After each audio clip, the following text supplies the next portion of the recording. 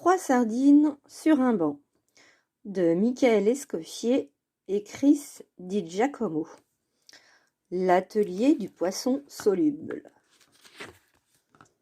Trois sardines sur un banc. Trois sardines sur un banc s'ennuyaient au soleil. Si j'avais le temps, disait la première, je voyagerais jusqu'au bout du monde. Il paraît que de l'autre côté de la terre, les gens marchent sur la tête. Il paraît qu'au pôle Nord, il fait tellement froid que les ours mangent des esquimaux. Il paraît que si on voyage en reculant, on arrive à remonter le temps. Moi, dit la deuxième sardine, si j'avais le temps, j'irais voler dans les nuages. Il paraît que là-haut, tout le monde ressemble à une fourmi. Il paraît que les jours de grand vent, on peut croiser des cerfs-volants. Il paraît même qu'on envoie des chiens dans l'espace pour retrouver les cerfs égarés. La troisième sardine ne dit rien. Elle salua ses camarades et s'envola au bout du monde. Deux sardines sur un banc s'ennuyaient au soleil. Quand même, se plaignait la première, la vie est mal faite. On passe nos journées assis sur ce banc à regarder le même paysage, alors qu'il y a tant de choses merveilleuses à découvrir dans le monde.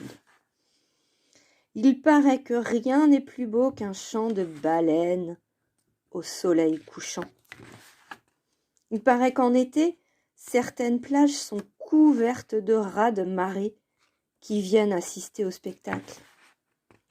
Il paraît que depuis la Lune, on peut voir le soleil se coucher plusieurs fois par jour. Tu as raison, répondit la deuxième sardine en se levant. Je suis curieuse de savoir à quoi ressemble le monde depuis le banc d'en face. Une sardine sur un banc s'ennuyait au soleil. Alors c'est comment demanda-t-elle à la sardine du banc d'en face. Comme dans un miroir, répondit l'autre. C'était bien la peine. Il paraît que si on fait réfléchir deux miroirs face à face, ils finissent par devenir fous. Et si on met deux fous face à face, tu crois qu'ils finissent par réfléchir? J'en sais rien. Il faudrait que j'y réfléchisse. Mila, roman de Dominique Durand, un auteur vendéen. Le spectacle continue autour de nous, se désintéressant de nos états d'âme. Que nous soyons ici ou pas n'a aucune sorte d'importance pour lui qui se répète inlassablement depuis la nuit des temps, depuis que la terre est terre. Rester ainsi à contempler la féerie est mon souhait le plus cher. Je ne demande rien d'autre. Si ce doit être notre unique part de bonheur ici-bas, je la prends. Nous sommes déjà des privilégiés. J'ai une pensée pour tous ceux qui n'ont pas goûté au merveilleux de ce moment et je les plains. Je dois en convenir. Oui, nous sommes des chanceux. Tout ceci n'était pas prévu. Au bon endroit, au bon moment, dit-on. Je suis sûre que ma compagne est de mon avis, même si nous n'échangeons aucun mot, de peur d'altérer cet instant spécial. C'est un grand honneur, un cadeau fabuleux que nous fait la vie. Je murmure un merci du bout de mes lèvres gelées. Je ne peux pas faire moins. J'ausculte à présent son visage baigné de bonheur, transpirant la sérénité de son âme, exhalant d'une joie débordante à la limite du délire. Sans doute les effets de cette luminothérapie démesurée, démultipliée, surtout unique en son genre. Je baigne dans une satiété d'euphorie, sensation que j'ignorais jusqu'à présent, alors que, comme beaucoup de mes semblables, je cédais facilement à la quête du toujours plus, toujours mieux. Je crois que je suis parvenue à mon idéal. Je ne désire plus rien. Je ne désirerai plus rien, comme si j'avais accédé bien trop tôt à ce dont nous rêvons tous, notre quête de sens, d'identité, du bonheur, la raison de notre passage sur cette terre. J'ai à ce jour atteint mon Graal, je ne m'y attendais pas le moins du monde en venant ici. Ce devait être ainsi, sans doute. Une histoire du jeu de société, un livre d'Hélène Delforge et Géraldine Wolders. Seven Wonders, le jeu le plus primé au monde. Demandez à un joueur ou une joueuse de citer un jeu de draft, il y a 99% de chances qu'il vous réponde Seven Wonders. La merveille d'Antoine Boza, Spiel des Jahres 2011, catégorie connaisseur, est déjà un classique, qui a fait du chiffre 7 son emblème jusque dans ses mécaniques. Cohérent, stratégique, accessible, beau aussi, Seven Wonders conquiert le monde. Son auteur fait partie de la nouvelle génération, nourrie aux jeux vidéo, à la bande dessinée et à la pop culture, qui conçoit des jeux comme on raconte des histoires. Dans Seven Wonders, vous allez construire votre cité au fil des 3 âges, dans l'Antiquité. Vous êtes à la tête de l'un des principaux empires. Vous cherchez évidemment à bâtir votre merveille, mais vous allez aussi faire la guerre, développer la science et lancer des activités commerciales et culturelles. Comme dans tout jeu de civilisation, il va falloir choisir, prioriser, réfléchir, mais pas se casser la tête. Ni attendre désespérément que l'autre se décide à jouer. Car à Seven Wonders, chacun joue simultanément. C'est l'une des très bonnes idées d'Antoine Boza. Mais posons les bases. Qu'est-ce que c'est un jeu de draft ? La mécanique du draft consiste à choisir une carte parmi un ensemble de cartes déterminées, puis à passer le reliquat à l'un de ses adversaires. Celui-ci passe à son tour son propre paquet de cartes, et le processus se répète jusqu'à ce que l'on ait épuisé les paquets de cartes initiaux pour composer des mains complètes.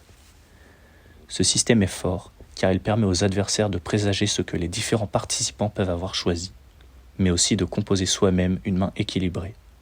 Cela offre des parties très différentes, des interactions, de la stratégie et de la rejouabilité. Mémoire de la forêt, les souvenirs de Ferdinand Taupe, de Michael Brun-Arnaud, à l'école des loisirs. Voyons, Ferdinand, c'est normal à votre âge de perdre un peu la mémoire. Sauf que, dans mon cas, c'est la maladie. La maladie de l'oubli-tout. Celle qui vient et qui prend tout, des souvenirs les plus fous aux baisers les plus doux. Archibald avait déjà entendu parler de la maladie de l'oubli-tout. Il avait même lu un livre à ce sujet, et ce livre était encore sur l'une des étagères dans le rayon mots et remèdes. Il s'appelait, à la mémoire de ceux qui n'en ont plus, La maladie de l'oubli-tout du docteur Marcelin Hibou. L'ouvrage l'avait beaucoup touché. Il expliquait les différents moments de la maladie, par exemple celui où l'on sort avec ses pantoufles plutôt que ses souliers de ville, ou celui où l'on cherche sans le retrouver quelque chose dont on s'est débarrassé il y a fort longtemps. Il y a aussi ces moments où l'on sale son café au lait au lieu de le sucrer, et celui où l'on remange 2 financiers parce qu'on a oublié qu'on en avait déjà mangé 3. Et vous pouvez le croire, le renard sait ce que ça fait d'avoir mal au ventre en mangeant plus de financiers qu'on ne peut en digérer. Le livre expliquait bien que, même si tous les animaux perdaient un peu la mémoire et déraillaient du ciboulot, la maladie de l'oubli-tout était une forme plus grave que les simples oublis de la vieillesse. C'était prendre un train en aller simple vers son passé, sans espoir de retour, un périple dont les gares disparaissaient au fur et à mesure du trajet. Cette maladie me fait chaque jour oublier ce qui est arrivé à ma chère Maude. Pourquoi est-elle partie ? Enfin, si elle est partie. Si seulement tu pouvais te souvenir, maudite caboche. Maude ? Le libraire n'avait jamais entendu parler d'une Maude. Était-ce une autre taupe ? Mon cher Ferdinand, je suis vraiment désolé, dit le renard en caressant la tête de son ami qui ronronnait maintenant de plaisir au contact des griffes. Ne le soyez pas, Archibald, j'ai vécu une longue et belle vie et mangé tout un tas de bonnes choses. Ce qui importe maintenant, c'est de remettre la patte sur mon livre. C'est lui qui détient la clé de mes souvenirs. Petit oubli.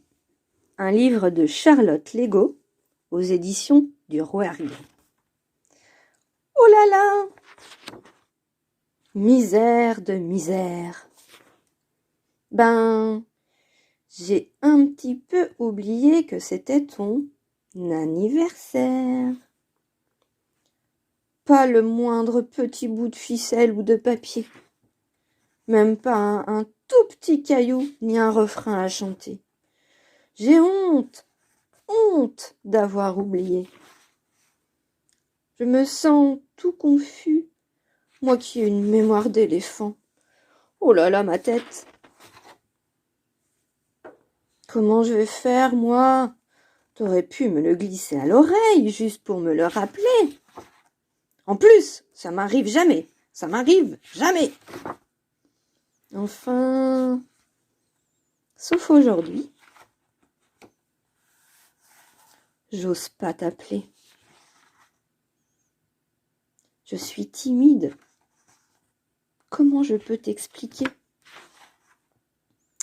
Dis, tu peux venir maintenant? Je crois que j'ai une idée. Psst. Je te ferai un bisou dans le cou ou un petit câlin sur la joue. On mettrait une ficelle, ça fait fête. C'est doux. Rien que d'y penser, c'est doux. Mais je le mets où, mon câlin? T'es même pas là? Tu sais, ça se garde pas 10 ans, un câlin.